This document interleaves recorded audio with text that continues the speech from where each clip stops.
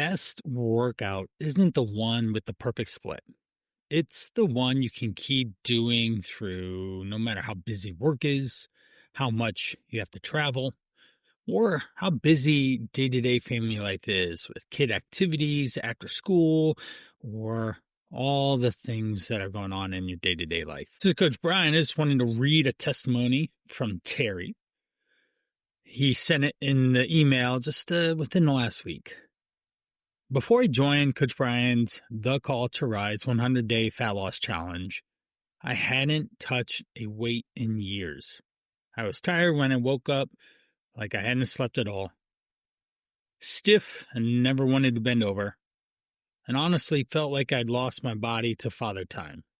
I used to feel like I was in my 30s, but now more like late 50s. Within a few weeks of the program, I had kickstarted simple exercise routines, Coach Brian's Mission Brief Workout. I started to notice real changes with more strength, better energy throughout the day, and I could actually keep up with my kids and look forward to my training sessions again. No matter what time of day, I could squeeze them in. I even thought it was going to cripple me, but I actually felt capable of handling the challenging workouts. The workouts fit my schedule, and the plan took all the guesswork out of it.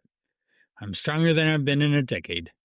I finally feel in control of my body again. It feels like it's at least back in the 40s. If you're a busy guy who's ready to get back under the weights and get your body back with a flat stomach, you can take your shirt off at the beach.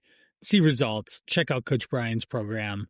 This is where you want to start. Welcome back to Driven for Health podcast. This show is for men over 40 who want to improve their energy, strength, and overall health, focus on nutrition, fitness, and making this work into your day-to-day life. I'm Coach Brian Prana, and today we're starting a new series called the Strength Training Pyramid. If you listen to the Nutrition Pyramid series, those were episodes 5 is where it started, and it concluded at episode 11. It focused on calories, macronutrients, micronutrients, nutrient timing. Then we had supplements and putting it all together in a lifestyle. Now, this one builds just the same idea. It's going to help you organize your training sessions, your decisions on what you should actually be doing in your workouts in the right order, starting with what matters most. When you understand how to build the foundation of exercise and focus effort and energy you put into it for the time that you have, you will not waste your time. And the small details you won't have to worry about getting into the weeds, but we'll focus on the big major needle movers. Why the pyramid matters. There's a lot of confusion in the fitness world, of course, right? We see it in fit influencers, all over the YouTubes, all these places.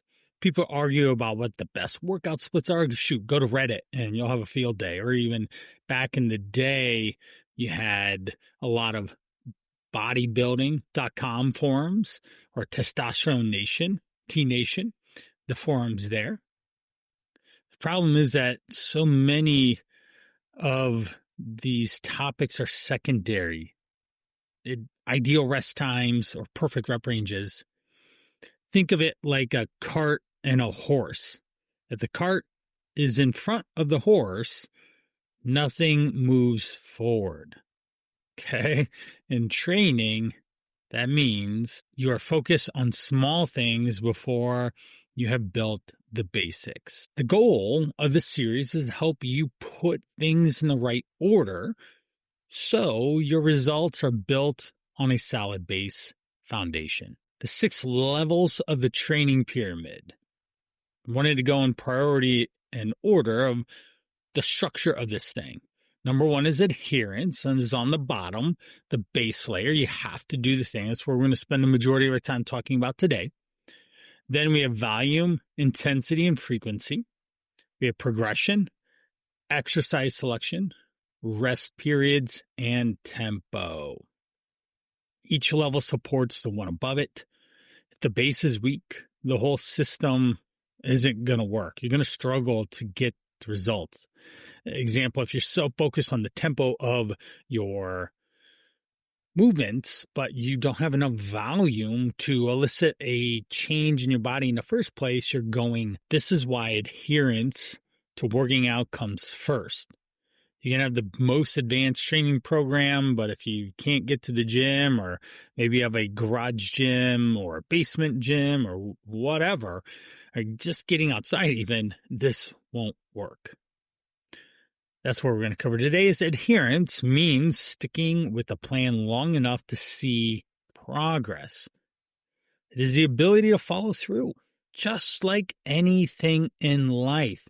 It has to be consistent over time, doing the right plan to see the right progress.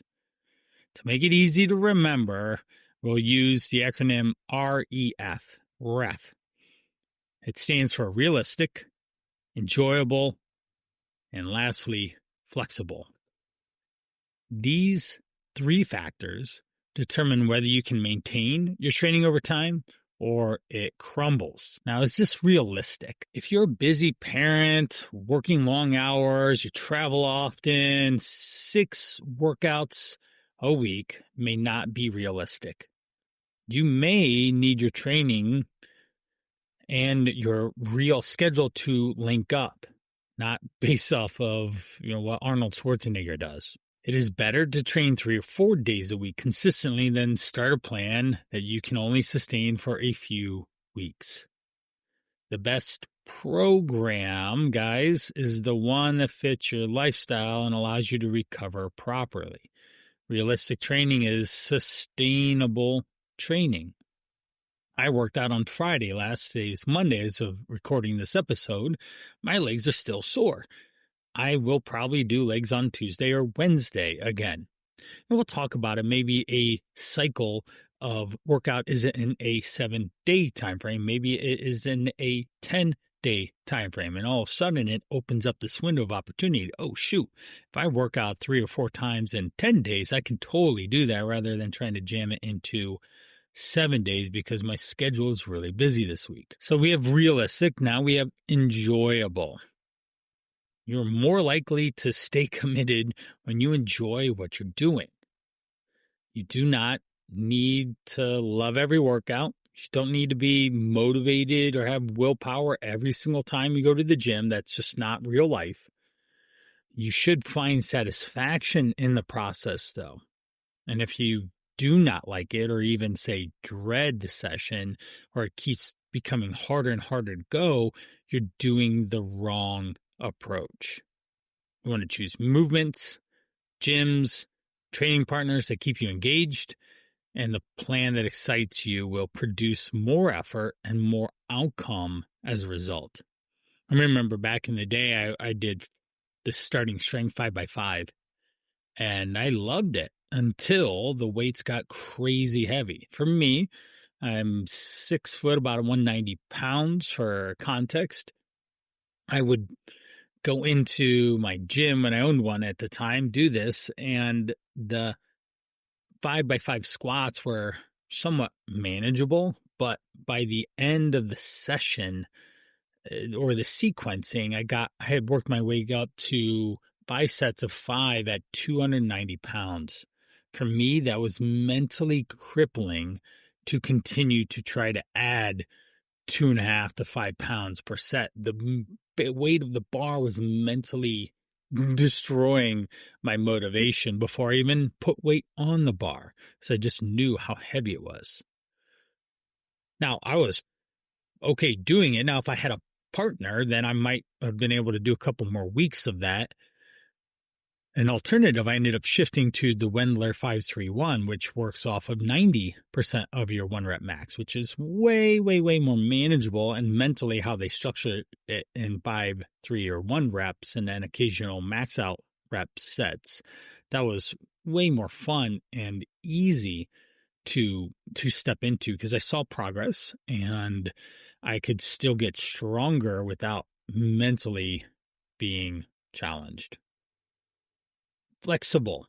The final part of adherence is flexibility. Life changes. It's constantly evolving. Schedules shift, travel comes up, family priorities take precedent.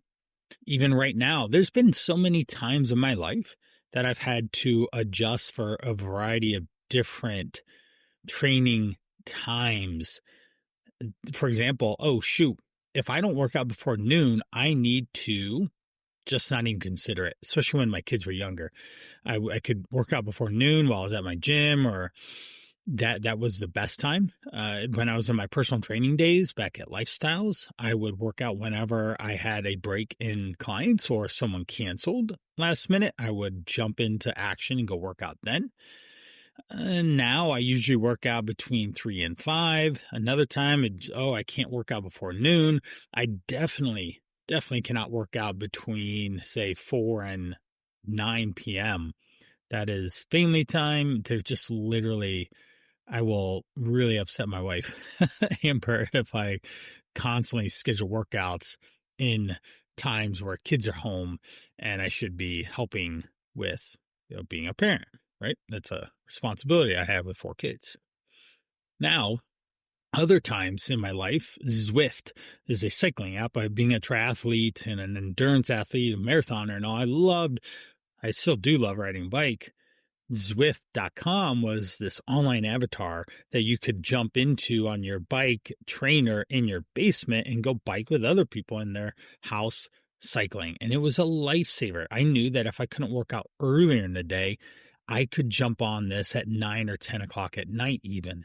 And then I would do the work. I would be entranced inside the system, the world that Watopia was of Zwift. And it was amazing. I would work hard and workouts because there were other real people in this avatar world that I was fighting against, or I shouldn't say fighting, but competing against. It was so much an and I would schedule a time because they would have certain times where things would launch for a training ride, a long ride, an interval or sprint or hill workout, or even a race. So tons of fun. That was a lifesaver to keep things a lot more flexible. During COVID, flexible schedule and not being able to work out with anyone. I love working with people. I work out harder when people come. That's why I'm so sore today. I was kept adding weights on Friday to my Bulgarian split squats, and my thighs are pretty sore and bending over this weekend was, it's a little bit challenging. But I worked out and I lifted heavier as a result of having people. During COVID, I had to come up with a different approach because I would always default to work mode if I didn't have another solution. And a solution during COVID that kept me super consistent was this. I would lift 4 lifts. I would do a chest, a back, a shoulder, and a leg. I would do 10 rounds of 10 reps for those 4 movement patterns. Chest could be a bench press, dumbbell press, incline, decline, dips, shoulder press, barbells, dumbbells. The pull-ups or rows were generally the ones I would do for back. Shoulders would be shoulder presses. And then we have legs would be squats, deadlifts, hex bar deadlifts, step-ups, things like that. And I would spend basically the whole day. I would do as many sets or reps or rounds that I could in a given time, and then I would just chart it on a board. And then periodically throughout the day, I would come out and do another, say, 10 to 50 more reps and then go walk away. The weight was always challenging, but to a point where I didn't have to warm up every time. When I was done, the goal was 10 sets of those 4, which would give me 400 reps, and it worked like gangbusters. So very happy with that routine and setup that really allowed me to stay super consistent while I worked out by myself during COVID because you couldn't be around people. So there's 2 examples of different ways that I have allowed adherence to shift in my world. I mean, honestly, I was a marathon runner. I did triathlon. I've always lifted weights in some capacity, did CrossFit, Did heavy strength training right now as in my 40s. I'm staying fit, healthy, and functional. I work out, I lift weights routinely. I'm generally anywhere from 12 would be a light month for me, but more like 15 or 18 workouts in a month of doing some sort of a split or a full body rotation, and usually trying to do it with someone else. Chris, Dan, Andy are my workout buddies. For you, the flexible program allows you to be adjustable without losing progress. Again, instead of a 7-day time frame, maybe it's a 10-day time frame that you think about. This allows you to train at different times of the day, swap out exercises, as long as you're doing, say it's chest workout, focus. As long as you're doing a chest exercise, you're working out that muscle and movement pattern. We are good. Thumbs up. Do you always have to bench press to get stronger at bench? The answer is no. You do not have to do that. Sometimes you might have to do shorter sessions to squeeze it in. Other times you might have more time to do longer. And you really want to take advantage of that.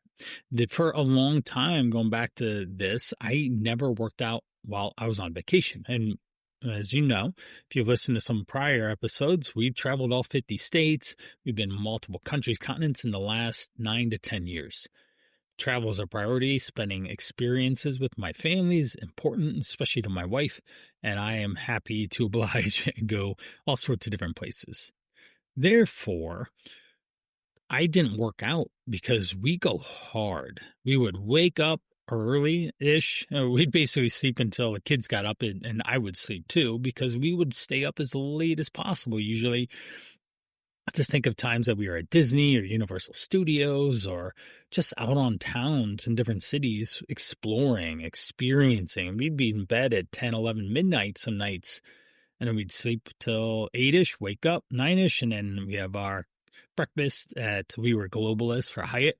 My wife is a travel advisor, and she manipulates things like crazy and is obviously super smart and knowledgeable and skilled at travel. And we'd have these amazing buffets, breakfast buffets with our kids. So we'd always get up and make sure that we were there by 10, before 10, to take advantage of eating out. And just a side note, if you have a large family, you definitely want to use hotel perks to have breakfast included on some level, because it greatens the experience for the parents, lessens the challenge of trying to figure out what you're going to eat in the morning, and it ultimately ends up being more convenient time-wise and money-wise to do the same. Because then you don't have to worry about breakfast or try and fit it in or pay for it or whatever. For 6 of us, we could easily spend $100 at a sit-down breakfast restaurant, and that's not a good use of time or money. And having a status at our hotel allowed us to be able to enjoy that and just go there. Now, I digress on that a little bit, but going forward now, I do work out when I travel because I have my older sons that want to work out. My daughter has worked out with me. I'm able to carve out time and just go do that, as we might have a downtime in the day. It's very rare, but sometimes, depending on the schedule and all, and I'll go work out. But usually I would just never plan on working out because I'm so consistent in my other days. And if you, just for example, travel, if you're going to take your shoes and workout clothes and never use them, please don't. It's an unrealistic expectation that only leaves you feeling bad about yourself, shame, or whatever, that just isn't helpful. In summary here, adherence is what's number one. We'll go into volume and frequency and all the other parts of the pyramid as we go, so that you understand what you're doing, why you're doing it, and being truly successful. Now, on to the Fast Five.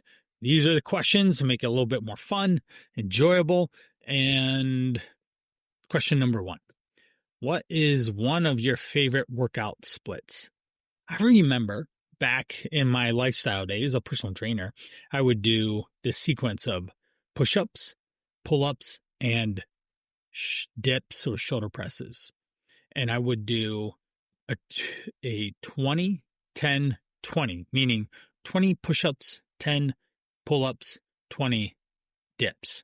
Then I would do 18, 9, 18. Then I would do 16, 8, 16. Then 14, 7, 14. I worked my way down to 2, 1, 2 of push-ups, pull-ups, and shoulder press. A fun, exciting strength training workout that I made up that hit all my upper body, and it was relatively take about 20 minutes to do, and bam, I had a sweet pump. Number 2, what's my favorite lift? Personally, I'm a big fan of deadlifts because you just feel strong lifting the weight off the ground, or pull-ups because you can lift yourself off the ground. At my height of strength, I lifted this 110-pound lady. She got on my shoulders, on my back, and just clung on like a monkey. And then I did a pull-up. Somehow I got my chin over the bar, and that was, oh, wow. I was pretty excited about that one. Question 3, what are some of your stats in terms of strength? Well, in my CrossFit days, I would lift quite a bit more than I did in my, say, endurance phase of marathons and triathlons. I wasn't focused on strength, but as soon as I got into the CrossFit world, I did. Not too bad, but say 6 foot, 190 to 200 pounds, I was able to squat 325, deadlift 415. I lifted about 185 overhead and bench press about 225. So reasonably strong. I was pretty happy about that. Number 4 is, who do you like to listen to when you work out? Well, I love a variety of different music. Most notable, you'll find me listening to, say, Eminem or 2000s hip hop or 2000s alternative hard rock, say Linkin Park as an example. Currently, I have been listening to a lot of Hans Zimmer. He is a cinematic soundtrack writer for blockbuster movies. He has some pretty epic things, and you'll definitely hear them. I like Interstellar soundtrack, Dunkirk soundtrack, of course, his Christian Bale, Christopher Nolan series of The Dark Knight. That's just phenomenal. And we've got one more question here. What's a frequency that I like to follow? Well, my frequency is generally determined by life. I allow certain times of my week to be occupied with workouts. I try and schedule workouts. Example, this week I have 4 workouts scheduled with Chris to do weight training. On Friday, he's booked, so I will try to schedule some time with my buddy Dan, and I'm going to try and schedule some time with my buddy Andy. Why? Because I work harder with someone else, and I prioritize my time that way. Otherwise, I'm working and trying to do things for my family. So moving on, I wanted to let you guys know that I have a 30 tips in 30 days sequence. It's a free email sequence that gives you one simple, actionable tip every single day to help you improve your nutrition, your fitness, your overall lifestyle. Easy to follow little workouts in there or recipes to implement. It is so simple that you could read it and say, I could do this right now. You'll learn how to eat smarter, move better, and build small daily habits that actually keep you moving in the right direction. Even if you only did half of them, you're going to be significantly better off in the next 30 days and onward. These are full of little tips and tricks that I use with my clients too. To join for free there, it's go.brianparana.com/30 days. I'll have that in the show notes for you. Wrapping up our session today. So excited that we're getting into a strength focus on working out. I'm really happy to go through all of these different layers. We have adherence first, volume, intensity, and frequency will be episode 18. 19 will be progression. 20 will be exercise selection. 21 will be rest periods, and episode 22 will be tempo. I hope you really enjoy these things. I'll try to provide some sample workouts for you to take away as well in there. That's it for this episode of Driven for Health.